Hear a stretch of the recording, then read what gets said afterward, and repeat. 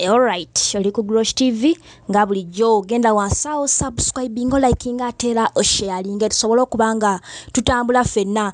Grosh TV tuba n'ebintu ebyenjawulo naddala ebintu ebiba bifudde mu nsika ya entertainment tubanga tubikuleetera. So ky'olina okola genda wansawo nyiga notification bell ojja kuba olaba videos zaffe nga buli lwegira bweti ofunaka notification awakulaga nti Grosh TV tadde yakapya. So tuwagire ekintu kino nja kusaba muganda wange ogende wansawo o subscribing o liking atera o sharing. So no nako lwalero tubaddeko wali ku Fairway Hotel era nga mwana mulenzi Eddy Kenzo ayise press conference ng'agezaako okwogerako eri bannamawulire ng'agezaako okutangaza ku show ye eyabaddewo this Saturday ennaku z'omwezi nga 12 show ye eyabadde ey'amaanyi ng'era ekintu yakikubye afunye abantu era bwe tuba twogera ku bayimbi abakoze shows ne zibeera successful.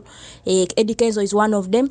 So olunaku olwaleero Eddy Kenzo avuddeyo n'ayita bannamawulire n'abaako n'obugambo obutinitini bw'abadde asheeringako naffe era ng'olunaku olwaleero Eddy Kenzo avuddeyo ne yeebaza buli muntu yenna eyabadde mu concert ye oba mu festival, neebaza bannamawulire abakoze omulimu ogw'enjawulo, neebaza abayimbi ab'enjawulo abamubeereddewo era nga Eddy Kenzo ayogedde ebigambo bingi eno mumuli okwogera kuba agenze n'aga nti afuna abantu abamutiisatiisa oba afuna ebintu ebitali birungi okuva mu bantu ab'enjawulo oba mu bantu abamu.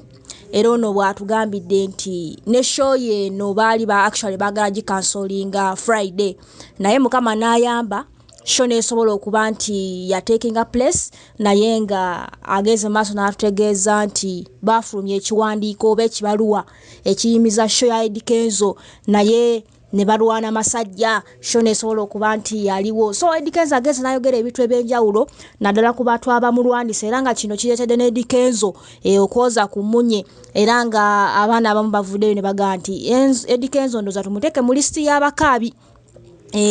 Tino tumuteeke mu listi y'abakaabi naye nga by the way Eddy Kenzo weewaawo nti tukiyite nti ekintu oba embeera gy'ayitamu nti si nnungi. Tetujja kugamba nti akabye amaziga gali omusajja abadde mu glasses ze so sijja kuga nti ndabye kuziga erikola ki eritonya naye weewaawo tujja kugamba nti ekintu kyakoze oba nti abadde nga kale anyoleddwa mu mutima okitegeera. So bingi ebibaddeyo ku press conference era ng'ono ayogedde ku nsonga ya Big Ayo kuba nti yalwanidde ku stage oba mu maaso g'aba minisita. So Eddy Kenzo avuddeyo n'atangaza ku kintu ekyo n'agamba ono muganda wange mumanyi nja mutuuzaako wansi twogere naye ndabe nti ekintu etukisootinga.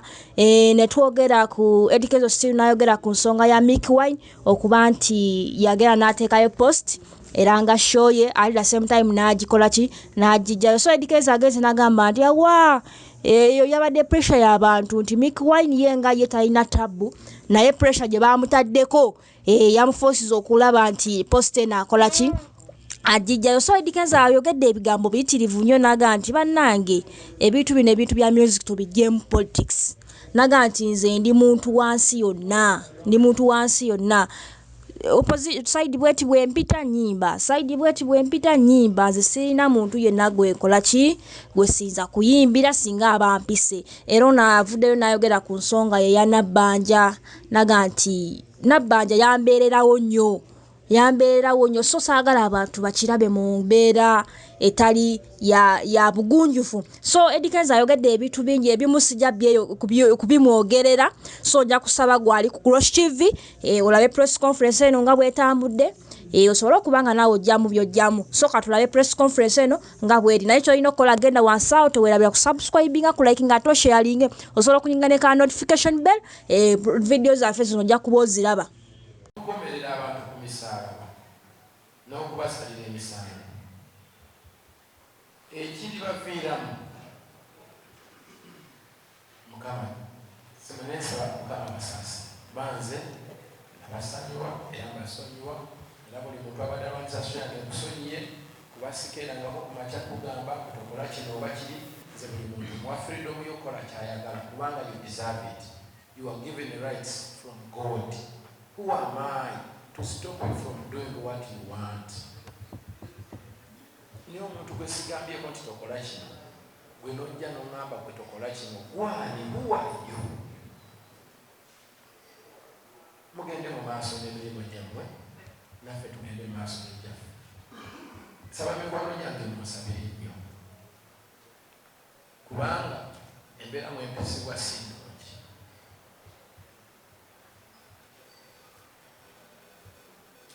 ebigambo byemulaba ku intaneti eyo tebikoma eyo waliwo n'abasasulwa ti bw'omusanga mu kafundo oyinza omuyisaamu ekiso nabwe gye bali muyinza owulira amasasi nga gabwatuse muyinza owulira nti bawusa yamusitudde n'amukuba ku ttaka mu bbaala muyinza owulira nti emmotoka yabisa omupiira muyinza owulira kina kino olw'abantu abo musabire kubanga buno obutali lunene naye mukama bw'atyo bwe yasalawo andeete ku leve eno nsobole okubaako byentereeza era ne bwe naaba ngenze nja kugenda nga omulimu gwa mukama ngutuukiriza ate abalala balitandikira munasonyiwa okwogera ebigambo bino nesazewo byogere nga ndi mulamu kuba okusinziira mu mbeera mwempita tomanyi oba neolwenkya nyinza otuyitamu. The only time I have to use is this njogere ebigambo bino bisigale ku butambi buno naye nga mbaagala nnyo ndi musanyufu nnyo mwebale kumpagira mwebale kwagala nsi yammwe ne mujawula mwebale kwawula music ku byobufuzi ne muma nti omuyimbi abe muyimbi noona abe kino nze sisobola gaana kuyimbira mukwano gwange nabbanja nga neetaaga ng'akuŋŋanyiza abantu be ambeereddemu mu bintu bingi nali Ivory Coast nga buli nnaku spending esente eyammeka nina okukuuma erinnya nina okwekweka nina okukola biki nga sente zifuluma pulezidenti n'antaasa n'abaako kasindika akatonotono kandabirire nga ndi mu mbeera egenda okufaawo osanga nandituze osanga nandifunye obuzibu olwaleero nakomyewo nenkolation eriisa na Uganda kati omuntu oyo ayankolera ekintu bwekityo ne basindika n'ennyonyi ennone nkeera ntya nemuvuma lwaki oŋŋamba muvume nga ye yantaasa muvuma ntya muntu yambeererawo mumbeera bwetyo omwana otya okolagana n'omuntu mwe bwemuba mukompitinga byammwe mukompitinge mugende mu maaso tewali buzibu nawe bw'oba olina emikolo gyo gy'okuŋŋaanyiza ng'onneetaaga mpita kusanyusiza abantu bo naye don't be a colonizer otandika okwata abantu mubakomendi bagayo nokola kino nokola kino otakikola tojja kukola kino. There is a difference between a job and that. My job is music, nze ndi muyimbi ndi musanyusa muyita mukuŋŋaanya abantu bamwe ku mikolo ne tubayimbira ne mukuŋŋaanya abantu bamwe wali ne tubasanyusa fe tuli basanyusa mutuleke tusanyuse. There is a difference between music and politics. I will associate with everyone okuva mu ngeri yawe gye babiriivingiramu ne gye balaba ensi. I will deal with everyone. Nze siri musosoze era sirikira nja kusosola. Ekyo nakisaba Mukama ne mugamba nsaba otaasa obusosoze abantu balabe kyenkanyi nga bw'obalaba bagwa Batonda abantu neme balabira mu biwayi era Mukama yampa omukisa. Ku show yange mwalabyeko abazungu mwalabyeko abaddugavu mwalabyeko abantu okuva mu Amerika abantu okuva e Cameroon abantu okuva e Rwanda abantu okuva e Kenya Tanzania Burundi Bweya abantu bonna babaddewo. Mukama mwebaze ebiroto byange byebyo tewali kyanjawo bwe ndivayo ku makya ne ngenda kwesimbawo awo mukkirizibwa okukompitinga nange naye kasinavayo gamba nti neesimbyewo oba nkwesimbyeko ndeka nkole emirimu gyange nsobole okuliisa famire yange nsobole okulabirira abantu bange. Temunziba mumwa temunkwata mikono temunteeka ku migwa okitegedde. Abantu abagenda ne bagamba mbu basaba freedom ate ffe bebatumye freedom.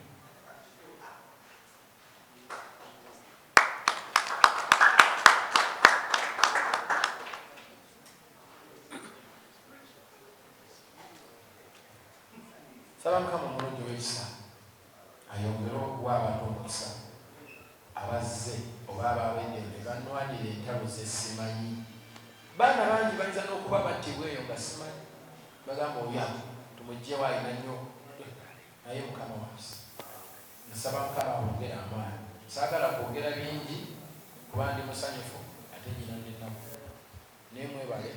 Nsaba mwagala Uganda eno, Uganda yaffe n'abaana baffe abajja olwaleero abagifuga bambala yerono, tumanyi oba abatako bagenda kwambala redio bagulu kala tribe weya bireme kutwerabiza nti Uganda byonna yebikwatiridde. Twagale ensi yaffe tutambule nayo. Abantu abagamba Kenzo abamuwadde ssente be bali, wallahi nga ndayira okulya abaana bange okuzigula mange ne mumeketa amagumba akasente kange nkenjidde mu ntugwe ne masiko bano teri atuwadde yadde ssente mumugende mugula ebbanga nemwe ne mukwata amaanyi gaffe ne mugayiwa mu ttaka olwokuba mulina bye mweyagaliza. Saba Allah abasaasire ya Rabbi.